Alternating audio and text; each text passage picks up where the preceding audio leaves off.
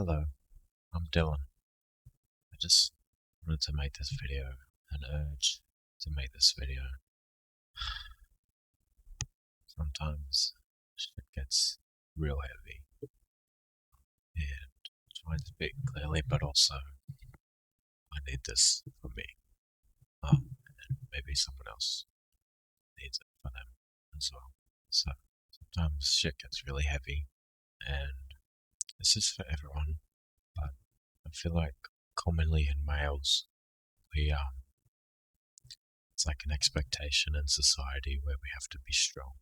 We have to be strong for partners, brothers or sisters, parents, grandparents or kids. Although I'm not there yet, I understand that's probably one of the, you have to be the strongest is for your kids, right?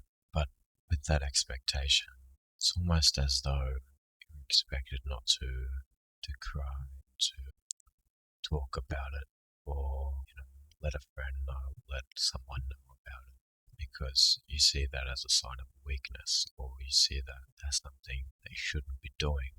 You don't even see it as an option sometimes, especially when you are the center of so many people in your life.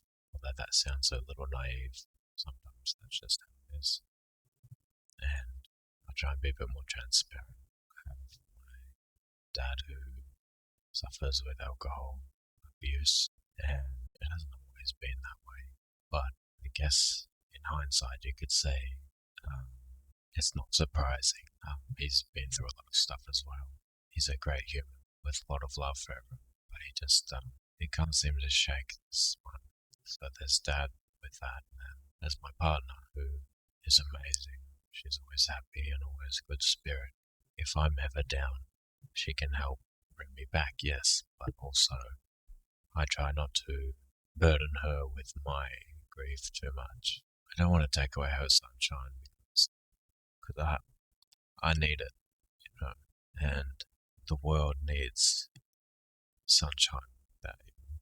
They need people that almost, they're not unaffected, but they seem to remain happy most of the time, which is admirable and maybe a little sad because I know that she deals with things in her own way. Unlike me, she processes things emotionally fairly quickly. Like, as an example, if I've ever gotten, never like abusive, like physical or even really verbally, but if I'm ever like use like a rough tone with her or something, she can break down right then, which kind of sucks, but it's good for her. That's how she processes things, like immediately. A couple of years ago, we had a flood, and before the water had even come in the house, multiple hours earlier, she had already cried and supported her. She'd already kind of had a little like pre-grief almost, like, or pre-release. And then I'm the opposite, and I'm sure a lot of people are the same, is where you can't, again, because you need to be strong in the moment, right, for others, for yourself, and for so you can be like actionable and relied on. You can't break down. You feel as though you can't break down at that moment, so you hold on to it. You keep holding until one day it just comes out. And unfortunately, when you do that, you don't so much get to control when it comes out. It's sort of just like a culmination of things that might annoy you in a certain way on a certain day, and then 1, 2, 3, 4, okay, now the volcano's about to erupt, and then 5, it comes out in anger most of the time. In anger because that's the option that you've been almost brought to by holding in the sadness or the tears or the emotions or the grief. So I heard a while ago that there's 2 ways you can release your emotions, or your sadness or your negative emotions, and that's anger, crying, so you can be angry or you can cry. Obviously, crying is a little more preferred for everyone around you, but so often, and you only have to take one look at like a site like X, Twitter formerly, and you see just a lot of angry people, man. a lot of anger. There's so much anger in the world. And I think this is part of the problem. We have people that need to be strong most of the time and they never get that release. I'm not saying it's always that because of that, but there's just so many angry people. And I know I used to be a lot. I used to have more outbursts more often, I'd be angry, I'd rage, put a hole in the wall, just be angry. And, it definitely affects people around you, and sometimes you can't hide that from the people you love. And to them, because it's been such a build up and it's so kind of sporadic and random, for them it's like out of the blue, like, what's wrong with him? What did I do? Or, this is crazy, like, I didn't expect this, I don't know what to do now. And so part of the reason I kind of taught myself to wheel it back or bring it back and not let it get to that point is because I don't want it to affect the people around me, specifically my partner, because she's such an angel, at least from everyone else's perspective. Maybe to her she's not all that, and that's the sad part. I would like to think myself a pretty good person as well, but yeah, when you have that rage, it definitely makes you question it. Question yourself and your decisions, and because until you understand what's going on, you never are able to kind of rein it back and process and understand what's happening to you. And I think that's important. Just to understand that that's happening when it's happening. Because if you can do that, I feel like it makes it 10 times easier to stop it from happening or going too far. There's some worst case scenarios that I'm sure people have been in or have been victims to, and I don't ever want that to be something that happens in my life with me or anyone I love. So I taught myself to, bring it back a little bit. So I'm definitely better than I was. Most of the so-called rage now is like controlled or channeled into different outlets, more healthy, more beneficial to me. But I understand it takes time to get like that. And I'm no perfect person.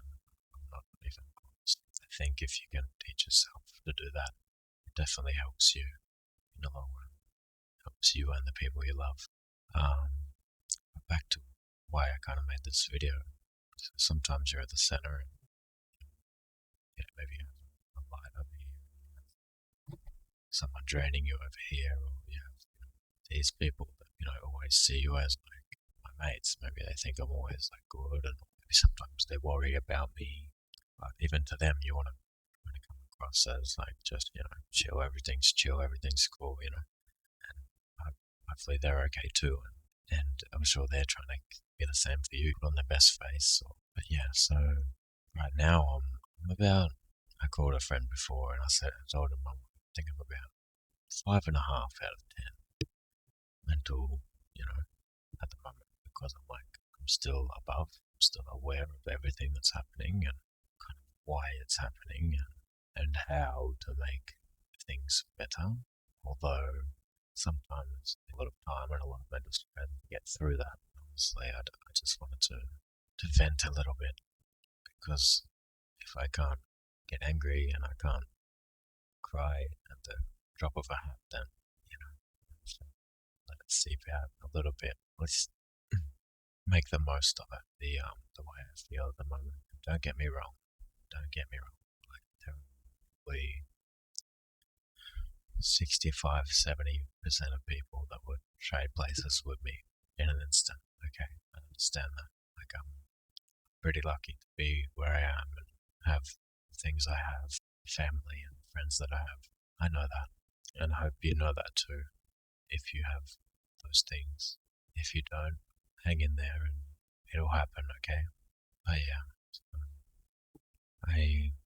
although I said I'm pretty comfortable with where I'm at, I would like to, get back to 10 or 9, whatever. I'm strongly influenced or affected by my surroundings, as we all are. I think I heard once that the 3 people you spend the most time with are what you kind of turn into. Or they kind of make you who you are at that time a little bit, or they rub off on you, and maybe you're this, you're the light, you're the dark, and then else you be in contact with. I've learned that although it's cliche, like a balanced lifestyle is something you should strive for, because if you have too much relaxed time, it's not relaxed time anymore, that's normal, and you don't appreciate it as much as you would if you work a job or, and then have a hobby, and then it's it's really good for us to have a balance, and maybe that's gradual. Maybe you're in a bad place right now, but if you can slowly implement things, maybe call your friends, talk to them. Maybe if you don't have a job, maybe find a job, something like that. Because I think we need a bit of a balance. The job will make you feel accomplished.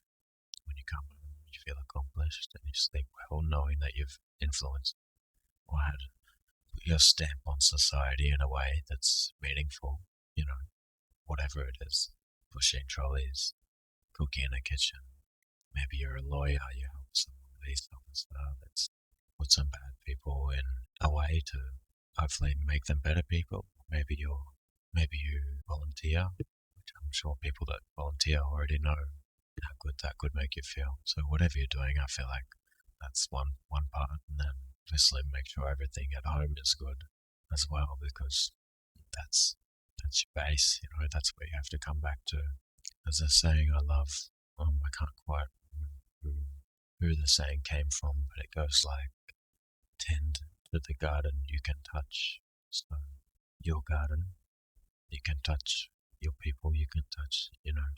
Make sure your garden is okay before you worry about anyone else's. Okay, and that's hard with all the social media and everything nowadays. It's easy to get caught up and forget, sort of, again, cliche, but what's important, and where you came from, and the people that support you. You need to make sure they're okay as well. Happy wife, happy life, happy home, happy you. Doesn't really rhyme, but you get it. But yeah, I wish I could have a cry right now. This is kind of helping me in another way. It's hard to be a beam for everyone around you. If you are, make sure you look after yourself as well. We're all our own people. You're you, that's them, I'm me. Don't get them too twisted, okay? It can really mess you up. If you guys have any short stories you'd like to share, or experiences you've had that are somewhat around this topic, or might help someone, leave them down below for other people to read and relate to, and perhaps even be amazed by. You might help someone when they're right there, and maybe after this time, when they're right there, maybe they don't have to be there ever again. It just takes a little bit of support, a little bit of a willpower. You can make your life better. This year's been a crazy year. Just, I'm sure for you guys as well, but most definitely for me. My partner and I have been together for about 6 years now. We thought it was time to try and make a family, and maybe it was, but this is what I needed. Maybe it was, but unfortunately it didn't happen this time. We lost it pretty early on, but it doesn't hurt any less, And it's a little bit about me, but it's mostly about my partner, the process that she had to go through, the emotions, the imagery, the imagery that we both saw, but she couldn't stop thinking about it. Like we basically delivered the fetus at home, and it was traumatic, but it was also amazing, Even at I don't know, I think it was 7 weeks when it stopped growing, or it died, but it wasn't until about 10, 11 weeks when we dealt with that. So all that time in the middle, there was probably 3 weeks of we still thought that it was all good, and then it was the week where we found out, the I forget what they called, the lady that does your ultrasound or your scans and stuff. She was the same lady that had done our first one at 6 weeks or whatever. So it was kind of, and it was at a different place, which was even crazier. So it's the same lady. So she was kind of along for the journey with us in a spotty kind of way. But yeah, so that was one thing. It was pretty shit. But as I said, it was maybe 5% about me, and 95% about my partner, the journey she went on, just emotionally and hormonally, and then the aftermath of that. I could see why someone that has had a few miscarriages would maybe not want to try again, because it's such a emotional thing, man. It's a big commitment. If you're going on that ride, it's kind of it's a one way street, but there's a chance you can get ran over. So yeah, that was probably the most new thing to me. And then I had a pretty good job. I had a good job at like a little organic butcher shop. It paid well, great people. It was close, it wasn't too far to travel. It was good. I ended up leaving that kind of a bit spare of the moment. I always seem to leave places spare of the moment. It's probably not very healthy, but maybe I don't want to do all the goodbyes and everything and sort of face that. Or I'd rather just, like I don't want to burn bridges, but at the same time, I want to keep moving. And then maybe a couple of days after that, after I'd left there, I mean, there was a couple of things that were going on. Maybe some things were being said or behind people's backs and stuff like that, and I wasn't too fond of it. I think you should, if you're going to be someone's friend to their face and just, as a work colleague and stuff, and it's not even me, it's someone else, but you can't also drag them out behind their back. Or, don't do that, man. It's not very good. You can't. Don't be two-faced, man. And if you're going to be two-faced, don't show both faces at work. It's not a good look for you. So yeah, that was probably one of the things. That was the main reason that I left. But also, maybe subconsciously, I knew it was a good time because my partner was pregnant at that time, so we didn't know yet that she was going to lose it. Part of me sort of wanted to be, there for her. I'm glad I fucking was, to be honest, because I was able to help her in ways that I wouldn't have been able to if I was, working a week, like a full week. And so, yeah, then maybe a couple of days after, I decided that, wait, I've never really known what I want to do, but I've always wanted to try streaming, I've always wanted to do that. Just to see, like I want to share myself, share with other people, maybe have an influence on younger generations or people my age that, again, maybe it's naive, maybe I'm nothing special. You don't know until you try, right? So I took that time, I was on the laptop for the first month or so, on the laptop with headset and laptop playing, just some easy to play games or whatever, and then upgraded, got my first computer. It's really cool, So yeah, I've been doing that for about 4 months now, and I think definitely enjoy doing it. It's not something that just happens, It's very competitive, and especially in gaming, people like their games, and kind of, I'm the same. If I'm playing a game, I don't want to watch another game. I want to watch that game, So if you're jumping around a little bit, sometimes it's hard to grow an audience. At the same time, if they like you enough, then maybe they'll follow you along, So it's been fun. I've learned so much learning, man. I've never been like a tech head or, I'm not good with the mouse and keyboard. I'm a fast typer or anything. Just learning all the little intricacies about YouTube or Twitch or Kick or editing, shorts, longs, medium. Yeah, there's a lot, there's a lot that I would never have known if I hadn't done this. And there's been some really supportive people. So I'm super grateful for you guys. Initially, I wanted to keep it a bit sort of underground and like not involve family or friends or anything. I think when my partner followed me, she didn't know because yeah, I wanted to give it like what they like isn't necessarily what people is not necessarily going to be what I do. Like they like me, yes. So I kind of wanted to keep it low key and not have anyone follow me or not have anyone I knew know. But she followed me on Instagram, and then that opened the gates, and so now my mates knew and family, or so everyone knew. And I was like, I still try and keep it a bit, just on the internet, but not yelling in the streets about it or anything. Because I want it to be organic. I want it to be natural, to flourish, as it is or whatever it will be. Maybe that's wrong for me to think like that. Maybe I should, abuse every little thing I can. But that's just not who I am. But yeah, I've learned a lot, had a lot of fun. It's a different kind of work. I know people think, oh, it's not work. It's very I've done Uber driving before, like just delivering food or whatever. And because you're driving all the time, you gotta stay switched on. You gotta focus. It's such a head tired that you get, opposed to like something that's physical, like a kitchen or something like that. It's very head. That's where you get tired, is in your head. And I feel like it's like the editing is the work part. The streaming or the live streaming is the fun part because you can sort of enjoy yourself or whatever.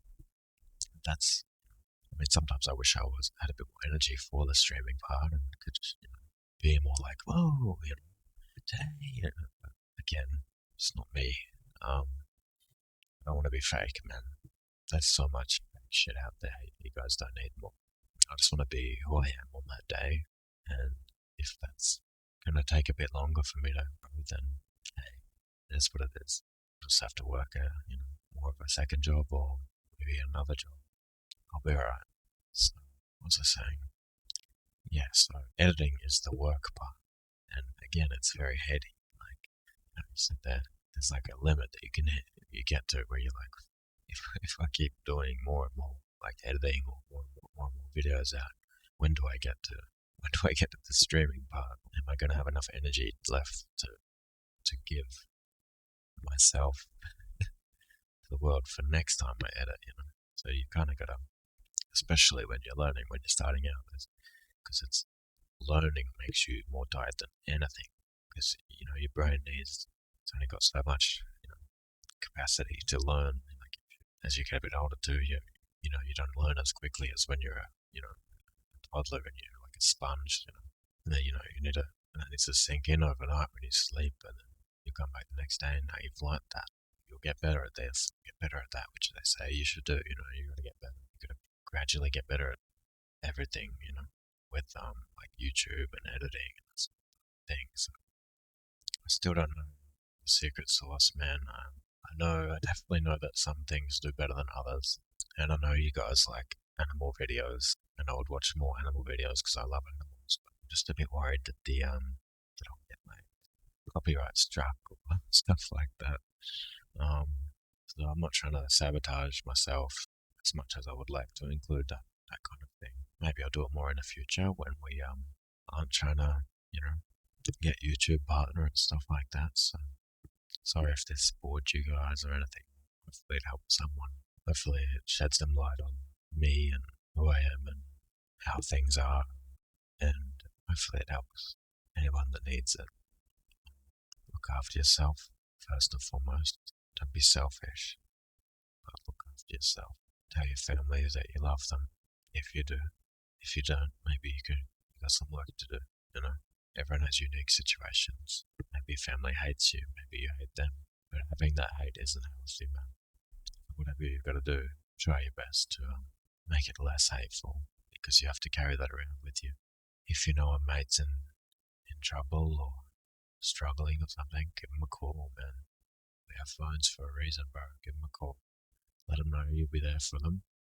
Let them know you are there for them. Make plans, and enjoy the moments when you have them. It'll just make everything a bit easier for you. Um, see you next time.